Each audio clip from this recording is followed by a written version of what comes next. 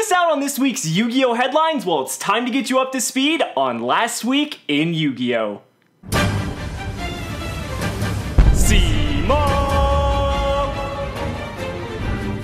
What's going on, guys? It's Simo, and welcome to Last Week in Yu-Gi-Oh! The show where we cover all of the Yu-Gi-Oh! Headlines from the previous week. We have a lot to discuss, especially with two major events wrapping up this weekend, so we're gonna go ahead and get right into it. Starting off with something that you probably already know about, but just in case you don't, Linkuriboh was selected as the Shonen Jump promo card. And if you haven't already gotten your subscription to Shonen Jump, there is still an opportunity because they just posted at the beginning of the week the opportunity, and I guess more so of an advertisement, that if you still want to get Linkuriboh, I believe there's still an opportunity to do so. I'll see if I can have the link in the description below if you're interested in getting that subscription. But not only are you getting that Linkuriboh, but you're also going to be getting any of the promo cards for the next year with that subscription. So overall, even though it's like $25 for your year-long subscription, you have the potential to make your money back. And Linkuriboh is going to be a highly coveted card, not only because Spiral is currently the dominant deck of the format, but also for any other decks that may utilize Linkuriboh as we proceed forward into the era of Lynx. Now, speaking of the era of Lynx, we had a new card announced out of the Link Vrains Pack that's going to be coming out in Japan rather soon, and that card is Perpetual King Archfiend. Now, Perpetual King Archfiend is one hell of a card. It obviously is paying homage to the old chess Archfiend archetype that is hella old, but is still an incredibly powerful card, not only just, you know, for the archetype that it's supposed to be based on, but also for any fiend-based archetype in general. It only requires 2 fiend monsters. It has link arrows pointing in the direction very similarly to Mrs. Radiant or Mastar Boy, which I think a lot of us would argue are probably the best markers for a Link 2 monster to have. And its effect is very good because it not only supports the archetype that it's obviously intended for, but it's good fiend support that's generic. And that's what I really love about the Link's Vrains Pack in general, is that a lot of the cards that we're getting out of this set not only benefit the archetype they're meant to be going into, like Burning Abyss and Lightsworn and Crystron, but they also have a plethora of other uses outside of that, because you've got stuff like the Crystron one being used in a variety of different decks, obviously for some degenerate FTKs, but it still has use outside of the Crystron archetype. We've seen the same thing with the Lightsworn Link, as well as the Cleafort Link, and Perpetual King Archfiend is another instance where if you're running a fiend-based deck, this is going to be a card that is not only a generic link, but it's also something that may benefit that deck just because of the way of those specific decks may function, because of their typing, their attribute, whatever it may be. It's just good to have nice, whole, generic support for all of the archetypes, just to get them up to speed in terms of Master Rule 4 and helping them being able to compete in the Link era. I don't know about you guys, but I'm really excited to see what else we're gonna get. Maybe we'll get a Satellar Knight one, maybe we'll get a Shadal one. There's so many things that we still haven't been unveiled from this set, because we've only gotten, what, 8 to 10 of the cards revealed at the time of recording this video? So there's still so many other Link monsters that they might reveal that your favorite archetype might get Link support, and you might not even know it yet. So I'm really excited to see the full spoiler for this set once it officially gets released in Japan. Now, moving on, there are some spoilers in terms of the Cyberse Link structure deck as well as the Wave of Light structure deck. We got definitive confirmation on what is going to be contained within each of these decks, and it might not mirror Japan exactly, but it's still good enough that we're getting the good cards that a lot of people were anticipating. In terms of the Cyberse structure deck, we're getting reprints like Cosmic Cyclone and Dimensional Barrier as commons, and then the Wave of Light structure deck coming out in a couple months, we're going to be getting a reprint of Tides of the Brethren, as well as a couple other good reprints as well. And I wanted to take a moment to acknowledge Konami, because I feel like lately with the starter and the structure decks, they have been absolutely killing it. And the reason for that is because these structure decks, while maybe it's not something for everyone, they have good competitive staples that supplement the competitive players as well as the competitive market. So you're appealing to both sides, both the casual and the competitive audiences, with one product. And I feel that's the best way to have a successful product, because you have the casual audience that might want the structure deck,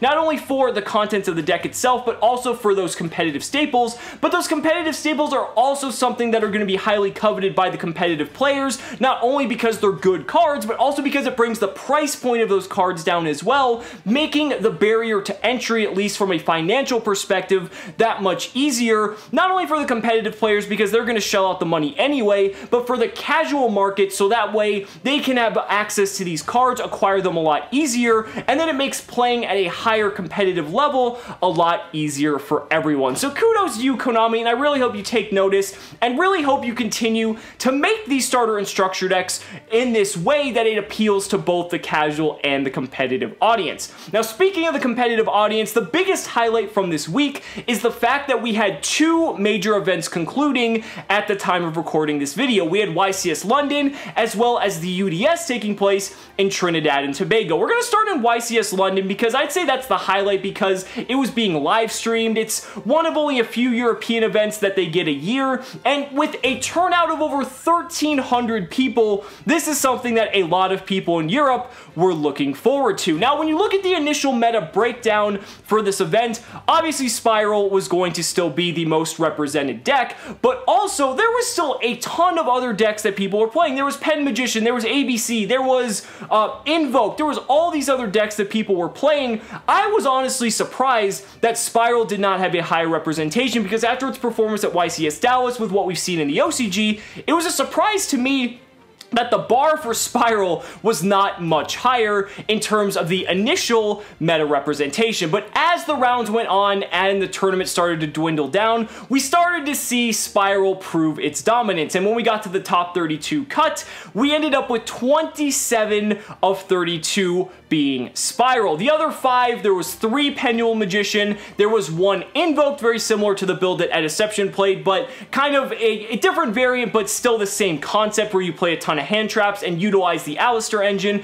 And then there was 1 Burning Abyss that made the top cut as well. Piloted by Michael Forner, a Worlds contender from Italy, this was a really good meta call because lately I've been thinking, what's a really good deck that kind of performs in a format that's being dominated by hand traps? And Burning Abyss has a very interesting role to play because if you think about it, every deck is main decking Duel and Lockbird, Ash Blossom, Ghost Ogre, Ghost Reaper, Max C, just to combat Spirals because they're that oppressive. But Burning Abyss doesn't really lose to any of those hand traps. Obviously, Max C is a problem for that deck. It's a problem for most decks. But when you look at Duel and Lockbird, that doesn't really do anything to Burning Abyss.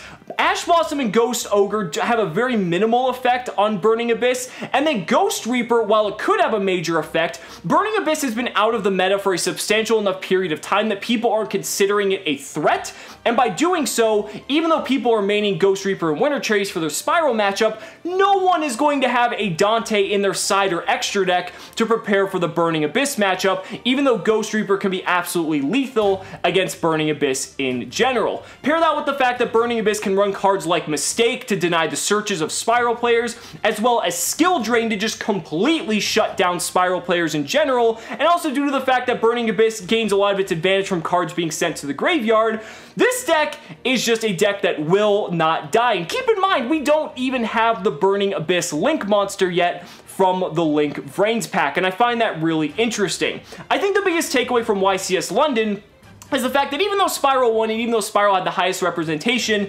Invoked is proving that it is still capable of competing, even though it only took 1 slot. It also did take a slot at Dallas. Pendulum Magician took 3 slots, even though it took 0 at YCS Dallas, and I find that really interesting as well.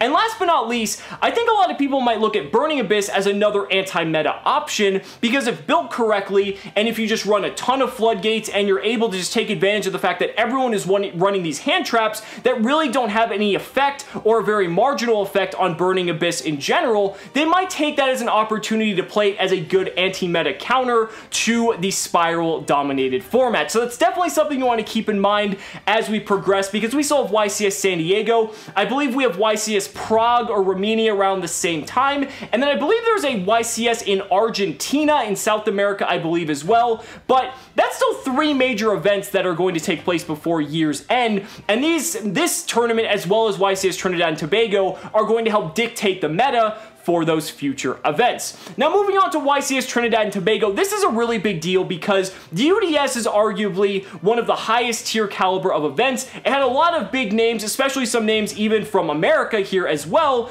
and it's a really big deal because you do have to qualify for this event, so it has a usually much higher skill ceiling in terms of the players competing, even though its location's a little bit remote. This was an opportunity for the Central and South American players to have the opportunity to show their prowess. And pretty much without surprise, Spiral was still the best deck. But what was really interesting is that during day 2, there was still Pendulum Magician in contention, there was ABC in contention, there was Paleo in contention, there was just still so many other decks. I think there was Draco in there as well, that it's really cool to see that even though day 2 of a high caliber event like this, these decks all still had a chance to make it to the top 8, because the way the tournament works, it breaks down to top 8 after day 2, and I think that's really, really cool. And when it ended up breaking down, is that when it got to the top 4, there was actually 3 Spiral players and a Pendulum Magician player as well. So between YCS London as well as UDS Trinidad and Tobago, it shows that Pendulum Magicians still have an adequate chance to fight against Spiral. Now, you obviously don't want to, take this and kind of use it to say that, oh, Pendulum Magician is still a really good deck. It's still a good deck, but Spiral is still the deck to beat, and you need to be focusing all of your energy on how to beat that deck, because even though, yes, sure, Burning Abyss and Pendulum Magician and Invoked still can beat the deck, you have to look at pure representation. Spiral was the most dominant deck, and it's going to continue to be the most dominant deck either until we get a ban list or until something happens that pretty much shifts the meta drastically to where Spiral is no longer on top. Now, I wanted to end this video by talking about a couple giveaways, actually. 4Kids is hosting a giveaway where you can win a booster box of Circuit Break as well as a set of Yu-Gi-Oh! Monopoly, which I find fucking hilarious. So I'll have the links in the description below if you want to enter that. I think it's US only, but there's also one in the UK as well, where I think you can, just by liking a post on Facebook, I think from YCS London, you can win a nice little package of prizes as well. And again, I'll try to get the link for that info in the description as well. So guys, that's it for last week in Yu-Gi-Oh! Let me know down in the comments what you guys thought about last week's headlines, and if there was anything that I missed, I would really love to hear it. So guys, thank you so much for watching the video. Be sure to like the video as always, subscribe to the channel for more amazing Yu-Gi-Oh! Content, and if you really found this video informative, consider backing me on Patreon, because just by pledging only $1 a month, you're investing in my ability to continue bringing you amazing Yu-Gi-Oh! Content. So thanks so much again, and we'll see you next time.